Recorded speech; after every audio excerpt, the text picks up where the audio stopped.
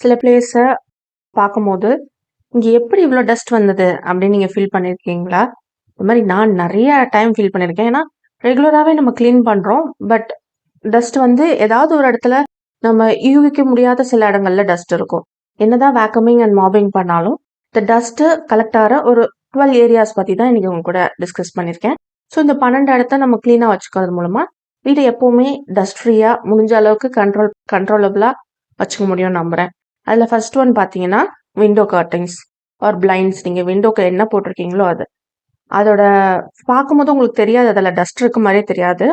உங்களுக்கு டெஸ்ட் பண்ணி பார்க்கணுன்னா கர்டைனோட டாப்பில் வந்து ஜஸ்ட் கை வச்சு பாருங்க, டஸ்ட் எவ்வளோ கலெக்ட் ஆயிருக்குன்னு உங்களால் பார்க்க முடியும். ஸோ என்னோட ரெக்கமெண்டேஷன் அட்லீஸ்ட் 3 மந்த்ஸ்க்கு ஒன்ஸ் ஆகுது ஃபுல்லாக கர்டைனை ஃபுல்லாக ராட்லேருந்து ரிமூவ் பண்ணி வாஷ் பண்ணணும். உங்களோடது வாஷிங் மிஷினில் போட முடிஞ்சால் வாஷிங் மிஷினில் போட்டு வாஷ் பண்ணுங்கள். இல்லைன்னா அது ட்ரை வாஷ் பண்ணுறது கொஞ்சம் காஸ்ட்லியான கர்டைன்ஸ் இல்லை காட்டன் கர்டைன்ஸ்லாம் இருக்குன்னா அது கொஞ்சம் ட்ரை வாஷ் பண்ணுற மாதிரி இருக்கும். அட்லீஸ்ட் 2 மாதத்துக்கு ஒரு வாட்டி இல்லை 3 மாதத்துக்கு ஒரு வாட்டி கர்டைன்ஸ் எல்லா பிளைண்ட்ஸ் எல்லா டைப் ஆஃப் ஜன்னலில் போடுற எந்த விதமான பிளைண்ட்ஸாக இருந்தாலும் அதை க்ளீன் பண்ணுறது ரொம்ப முக்கியமான விஷயம். அடுத்தது நம்மளோட வார்ட்ரோப்ஸ் இல்லை பீரோ, இதுக்குள்ள டஸ்ட் நிறையா போகும், நமக்கு தெரியாது. நம்ம ஜெனரலாக ஓப்பன் ஷெல்ஃப்ஸில் வந்துட்டு நம்ம நிறைய டஸ்ட் இருக்கு அப்படின்னு நினைப்போம். ஆனால் வார்ட்ரோப்குள்ளேயும் டஸ்ட் போகுது. எப்படின்னா எங்கள் வீட்டில் இருக்க மாதிரி சில பேர்லாம் பார்த்தீங்கன்னா ஒழுங்காக வார்ட்ரோப்பை க்ளோஸ் பண்ண மாட்டாங்க. So make it a habit வார்ட்ரோப்பை ஒழுங்காக க்ளோஸ் பண்ணுறதுக்கு. வீட்டில் இருக்கவங்க கிட்ட சொல்லுங்கள். ஏன்னா ரீசெண்டாக தான் நான் பார்க்கும்போது வார்ட்ரோபோட லாஸ்ட் ஷெல்ஃபில் பார்த்தீங்கன்னா நான் எம்டியாக தான் விட்டுருப்பேன், எதுவுமே வச்சிருக்க மாட்டேன். அதில் அவ்வளோ டஸ்ட் இருந்தது. அப்புறம் தான் எனக்கு ஃபீல் ஆனிச்சு, ஓகே நம்ம வந்து அடிக்கடி என் பையன் ஓப்பன் பண்ணால் மூடாமல் விட்டுறான், க்ளோஸ் பண்ணாமல் அப்படியே திறந்து வச்சிடறான் அப்படிங்கிறத அப்புறம் தான் நான் கவனிச்சு ஒழுங்காக மூட ஆரம்பித்தேன். அது மூலமாகவும் வார்ட்ரோப்குள்ளே போது அது நம்ம ட்ரெஸ்லையுமே படியுது ரொம்ப. அடுத்தது பார்த்தீங்கன்னா பெட்ஷீட்ஸ். பெட்ஷீட் வந்துட்டு வீக்லி ஒன்ஸ் அது கண்டிப்பாக மாற்றி ஆகணும். நிறைய பேர் கூட கேட்டிருந்தாங்க பெட்ஷீட் வந்து எத்தனை வாட்டி சேஞ்ச் பண்ணணும் அப்படின்னு சொல்லிட்டு. வீக்லி ஒன்ஸ் கண்டிப்பாக நம்ம வாஷ் பண்ணணும். ஏன்னா அமெரிக்கன் ரிசர்ச்சில் வந்துட்டு ஒரு நாளைக்கு 30,000லேருந்து 40,000 வரைக்கும் டெட் ஸ்கின் செல்ஸ் வந்துட்டு நம்ம பாடியிலேருந்து வருதான். அண்ட் நம்ம நிறைய நேரம் செலவு பண்ணுறதும் பெட்டில் தான் அப்படின்னு சொல்கிறாங்க. ஸோ கண்டிப்பாக இந்த டெட் ஸ்கின் செல்ஸ் மட்டும் இல்லாமல் அதில் ஹேரும் நிறையா இருக்கும் நீங்கள் பார்த்தீங்கன்னா. ஸோ கண்டிப்பாக வந்து வீக்லி ஒன்ஸாவது அதை வாஷ் பண்ணணும், சேஞ்ச் பண்ணணும். அண்ட் தினமுமே வந்துட்டு பெட்டை நல்லா தட்டி விட்டுட்டோ இல்லை லிண்ட் ரோலர் வச்சுருந்தீங்களா அதை யூஸ் பண்ணிவிட்டு பெட்ஷீட்டை வந்துட்டு ஸ்ட்ரைட்டன் பண்ணி விடுறது ரொம்ப முக்கியமான விஷயம். ஏன்னா இந்த டெட் ஸ்கின் செல்ஸ் வந்துட்டு அழுக்கையும் டஸ்ட்டையும் வந்து ரொம்ப அட்ராக்ட் பண்ணும் அப்படின்னு சொல்கிறாங்க. அடுத்தது பார்த்தீங்கன்னா அவங்களோட ஏசி, ஃபேன், ஏர் கூலர் இது எது வச்சுருந்தாலும் அதை அடிக்கடி க்ளீன் பண்ணுறது முக்கியமான விஷயம். அட்லீஸ்ட் மந்த்லி ஒன்ஸ் வந்துட்டு ஃபேனை டஸ்ட் பண்ணுறது, ஏர் கூலரை வந்துட்டு டஸ்ட் பண்ணுறது இதெல்லாம் பண்ணிக்கோங்க. அண்ட் அதே மாதிரி ஏசியை வந்து நீங்களே ஓப்பன் பண்ணி மேலே உள்ள ஷீட்டை மட்டும் ரிமூவ் பண்ணிட்டு நம்ம வாஷ் பண்ண முடியும். அண்ட் ஏசி வந்துட்டு கண்டிப்பாக 6 மாதத்துக்கு ஒரு வாட்டி சர்வீஸ் பண்ணுறது முக்கியமான விஷயம்.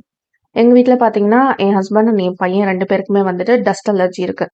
ஸோ அந்த ஏசி வந்துட்டு நம்ம க்ளீன் பண்ணல அப்படிங்கும் போது டஸ்ட் அலர்ஜி ரொம்ப ஜாஸ்தி தான் ஆகுது. ஏன்னா அந்த ரூம்குள்ளேயே தான் நம்ம எல்லா ஜன்னலையும் சாத்தி வேற வச்சுருக்கோம், அந்த காற்றே தான் ரிவால்வ் ஆகிட்டே இருக்குது. ஸோ டஸ்ட்டும் அதுக்குள்ளேயே தான் இருக்கும். ஸோ கண்டிப்பாக ஏசியில் ரொம்ப டஸ்ட் ஆகும். 6 மந்த்ஸ் ஒன்ஸ் வந்து ஆள் கூப்பிட்டு சர்வீஸ் பண்ணுறது ரொம்ப முக்கியமான விஷயம் ஏசியை பொறுத்த வரைக்கும். அடுத்தது வேக்கமிங். வேக்கமிங் அப்படிங்கும்போது எத்தனை வாட்டி பண்ணணும் அப்படிங்கிற டவுட் நிறைய பேருக்கு இருக்குது. நான் வந்து வீக்லி ட்வைஸ் கண்டிப்பாக ஃபுல் வீடு பண்ணுவேன். அண்ட் வந்து ஹை டிராஃபிக் ஏரியாஸ் அப்படின்னு பார்த்தா எனக்கு வந்துட்டு வீட்டோட என்ட்ரன்ஸ் அங்கே ரொம்ப டஸ்ட் ஆகும். அண்ட் எங்களோட பெட்ரூம் வந்து ரொம்ப டஸ்ட் ஆகும்.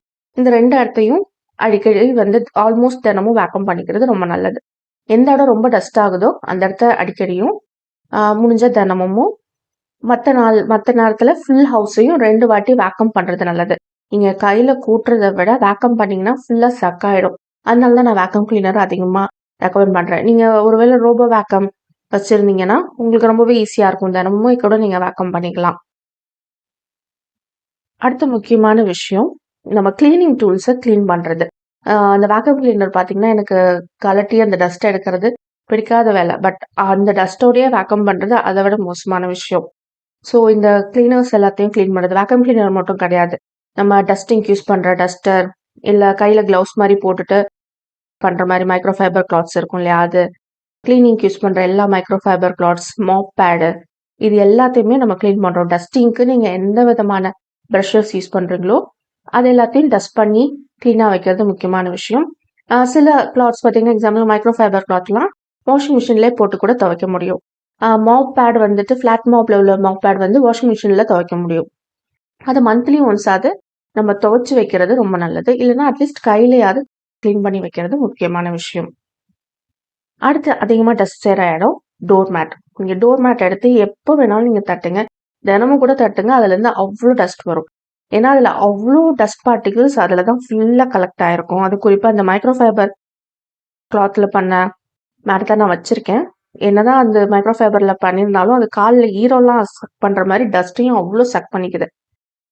ஸோ வந்துட்டு அதில் பேக்கிங் சோடா அண்ட் வினிகர் கொஞ்சம் ஆட் பண்ணி வாஷிங் மிஷினில் என்னோடது போட முடியும். ஸோ அதனால் நான் போடுறேன். அதை மட்டும் தனியாக போடுவேன்.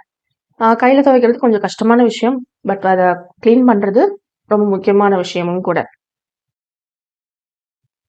அடுத்தது நம்மளுக்கு திங்ஸ் எப்போவுமே கம்மியாக இருந்தால் டஸ்ட்டு வந்து க்ளீன் பண்ணுறது ப்ளஸ் டஸ்ட் ஆகிறதும் வந்து குறையும் அப்படின்னு நான் சொல்லுவேன். ஒரு பொருள் இருக்குன்னா அந்த பொருளை நீங்கள் ஓப்பனில் வச்சுருந்தாலும் சரி, நீங்கள் க்ளோஸ் ஸ்டோரில் வச்சுருந்தாலும் சரி, அது கண்டிப்பாக அது வந்து டஸ்ட் அட்ராக்ட் பண்ண தான் செய்யும். ஓப்பனில் வச்சுருந்தா கண்டிப்பாக அடிக்கடி ஆகும்.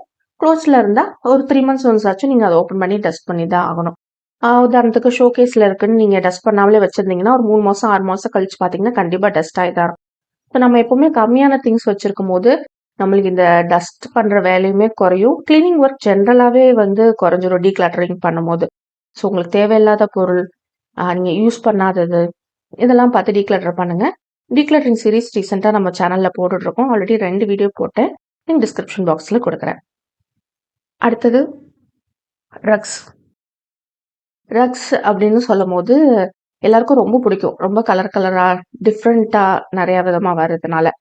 பட் இந்த ரக்ஸ் வந்து க்ளீன் பண்ணுறது ரொம்ப கஷ்டமான விஷயம். நம்ம தரையில் ஜென்ரலாக இது வந்து சோஃபா கம் பெட்டு. இதை நான் தரையில் போட்டு வச்சிருக்கிறதுனாலே அது வந்து அவ்வளோ டஸ்ட் அட்ராக்ட் பண்ணியிருக்கு. இதே மாதிரி தான் கார்பெட்டு, ரக் எந்த மாதிரி கிளாத்தில் இருந்தாலும் ரொம்ப டஸ்ட் வரும். என் வீட்டில் நான் கிட்டத்தட்ட 3 நாள் எனக்கு கார்பெட் ரொம்ப பிடிக்கும்னு மாற்றி மாற்றி யூஸ் பண்ணி பார்த்துட்டு வாஷிங் மிஷினில் துவைக்கிற மாதிரிலாம் கூட வாங்கி பார்த்தேன். பட் என்னால் அந்த டஸ்ட்டை கண்ட்ரோல் பண்ணவே முடியல. அதுக்குன்னு ஸ்பெஷலாக க்ளீனர்ஸ் இருக்குது. இந்த வேக்கம் கிளீனர் மாதிரி சம் ஸ்பெஷல் டூல்ஸ் இருக்குது. அதை வச்சு நீங்கள் க்ளீன் பண்ணணும், இல்லை கார்பெட் சர்வீஸில் கொடுத்து க்ளீன் பண்ணணும். ஸோ இதெல்லாம் விட பெட்டராக எனக்கு கார்பெட்டே இல்லாமல் இருக்கிறதுன்னு தோணுனால நான் டீக்ளட்டர் பண்ணிட்டேன். சாய்ஸ் உங்களோடது. கார்பெட் வச்சுருந்தீங்கன்னா, ரக் வச்சுருந்தீங்கன்னா அதை க்ளீன் பண்ணுறதை பார்த்துக்கோங்க.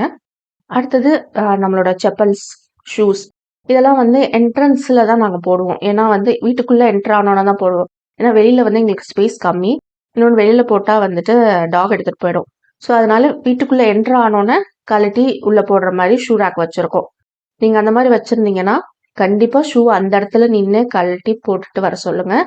அடுத்தது முடிஞ்ச அளவுக்கு ஷூ ரேக்கில் வைக்க சொல்லுங்கள். அண்ட் தினமும் அந்த இடத்துல வந்து வேக்கம் பண்ணுறது ரொம்ப பெட்டர். ஏன்னா அந்த இடத்துல நிறைய டஸ்ட் அண்ட் நிறைய ஜெர்ம்ஸும் வரும் நம்ம செப்பல்ஸ் யூஸ் பண்ணுறனால. அடுத்தது நம்ம டஸ்டிங் பண்ணுறோம் இல்லையா, அது வந்து டாப் டு பாட்டம் பண்ணணும். சில பேர் ஒட்டடை அதிகமாக பிடிக்குது, ஸ்பைடர் நிறையா வருது, அதுக்கு என்ன பண்ணுறதுன்னு கேட்டிருந்தீங்கன்னா, அதுக்கு மந்த்லி ஒன்ஸ் உங்களுக்கு அதிகமாக வருது, வீட்டில் ரொம்ப ஜன்னல் இல்லை, ஓப்பனில் வைக்கலன்னீங்கன்னா அடிக்கடி வரும். ஜன்னல்லாம் இருந்தால் ஓப்பனில் வைங்க, வச்சிங்கன்னா ஒட்டடை பிடிக்கிறது கம்மியாக இருக்கும். அந்த மாதிரி இருக்கும்போது கம்மியாக பிடிக்குதுன்னா மந்த்லி ஒன்ஸ், அதிகமாக வருதுன்னா 2 வாரத்துக்கு ஒரு வாட்டி மேலேருந்து கீழே வரைக்கும் டஸ்ட் பண்ணுங்கள். முதல்ல டாப்பு, ஃபேனு, அப்புறமா வந்துட்டு இந்த ஃபோட்டோஸ்லாம் மாட்டிருந்தீங்கன்னா அது, அதுக்கப்புறமா பேஸ் போர்ட் மாதிரி கீழே டைல்ஸ் ஒட்டிருப்பாங்க இல்லையா, அதுக்கு மேலே உள்ள டஸ்ட். இந்த மாதிரி டாப் டு பாட்டம் க்ளீன் பண்ணிவிட்டு அதுக்கப்புறமா வேக்கம் பண்ணணும். ஏன்னா நம்ம வேக்கம்லாம் பண்ணி முடிச்சுட்டு இதெல்லாம் பண்ணாமல் இருந்தாலும் பண்ணினாலுமே வேஸ்ட். அதனால அண்ட் லாஸ்ட் ஒன், உங்கள் வீட்டில் ரொம்ப அலர்ஜிஸ் உள்ளவங்க, ஆஸ்மா மாதிரி ப்ராப்ளம்ஸ் இருக்குது, நீங்கள் வந்து கொஞ்சம் பொல்யூட்டடாக இருக்க சிட்டியில் இருக்கீங்க, ரொம்ப பிஸியான பெரிய சிட்டியில் இருக்கீங்க அப்படின்னா ஏர் பியூரிஃபையர் வாங்குறது பெட்டர் அப்படின்னு நான் நினைக்கிறேன். ஏன்னா இப்போ மார்க்கெட்ஸில் நிறைய ஏர் பியூரிஃபையர் இருக்குது. ஸோ அதில் நீங்கள் நல்லதாக ஏதாவது பார்த்து வாங்கி வச்சுக்கிட்டா வீட்டில் இருக்கவங்களுக்கு நல்லது அப்படின்னு நான் ரெக்கமெண்ட் பண்ணுறேன். இதில் உங்களுக்கு ரொம்ப பிடிச்சிருந்த பாயிண்ட் எதுன்னு மறக்காமல் கமெண்ட் பண்ணுங்கள். அண்ட் வீடியோ பிடிச்சிருந்தா லைக் பண்ணுங்கள். ஏன்னா நீங்கள் லைக் பண்ணிங்கன்னா நிறைய பேருக்கு போய் சேரும். அண்ட் இது வரைக்கும் நம்ம சேனலை நீங்கள் சப்ஸ்கிரைப் பண்ணலன்னா please do consider subscribing. Thank you so much for வாட்சிங்.